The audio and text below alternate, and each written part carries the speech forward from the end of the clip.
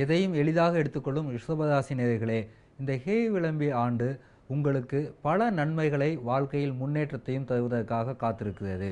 நீங்கள் எதை எதிர்பார்த்தீர்களோ, எதை நினைத்தீர்களோ, எதை ஆசைப்பட்டீர்களோ அதெல்லாம் இந்த ஆண்டில் உங்கள் கைக்கு வந்து சேரும். நீங்கள் ஏற்கனவே காதலில் இருக்கிறீர்கள், காதல் வயப்பட்டிருக்கிறீர்கள் என்றால் உங்கள் காதல் இந்த ஆண்டு கைகூடும்.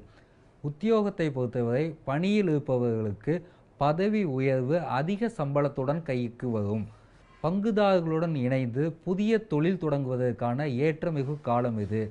இந்த காலத்தில் நீங்கள் பங்குதாரர்களுடன் இணைந்து தொழில் தொடங்கினால் அந்த தொழில் வளர்ச்சியை நோக்கி முன்னேறும்.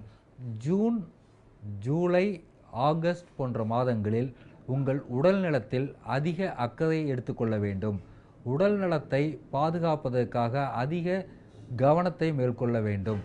இந்த ஆண்டு உங்களுக்கு பண வரவு அதிகமாக வரும்.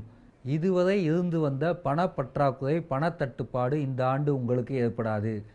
பணவரவு மிகுதியாக சரளமாக புழங்கும். கேட்ட இடத்தில் உங்களுக்கு பணம் கிடைக்கும். குறிப்பாக சுப செலவுகளுக்காக நீங்கள் கடன் கேட்டால் கேட்ட இடத்தில் கடன் கிடைக்கும். தொழில் தொடங்குவதற்காக கடன் வாங்கலாம். ஆனால் நீங்கள் கடன் கொடுப்பதையோ ஜாமீன் கையெழுத்து போடுவதையோ இந்த ஆண்டில் வைத்து கொள்ளக்கூடாது. உங்கள் உடல் நலத்தில் மிக அக்கறை எடுத்துக்கொள்ள வேண்டும். வெளியிடத்தில் இருந்து வரும் உணவை உட்கொள்வதை தவிர்ப்பது நல்லது. ரிஷபராசி நேயர்களுக்கு இந்த ஆண்டில் தல யாத்திரை மேற்கொள்வதற்கான வாய்ப்புகள் அதிகம் வரும். பூர்வீக சொத்திலிருந்து பணம் கிடைக்கும். பெண்களை பொறுத்தவரை ரிஷபராசி பெண்களுக்கு திருமணம் கைகூடும், காதல் கைகூடும்.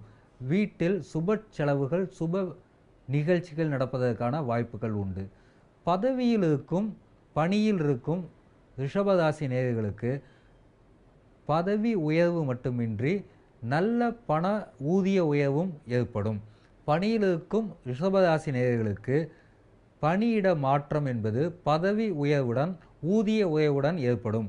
ரிஷபராசி நேயர்களுக்கு தொழில் தொடங்குவதற்கான ஏற்றமிகு காலம் இது. பங்குதாரர்களுடன் கூடி புதிய தொழில் தொடங்கினால் அந்த தொழில் வளர்ச்சியும் முன்னேற்றமும் ஏற்படுத்தும். ரிஷபராசி நேயர்களுக்கு இந்த ஆண்டு நன்மை நடக்க இருக்கிறது. மேலும் இந்த நன்மை வெகு விரைவில் நடக்க வேண்டும் என்பதற்காக செவ்வாய்க்கிழமை தோறும் முருகன் கோயிலுக்கு சென்று அரளிப்பூ அர்ச்சனைக்கு கொடுத்து வந்தாலே போதுமானது.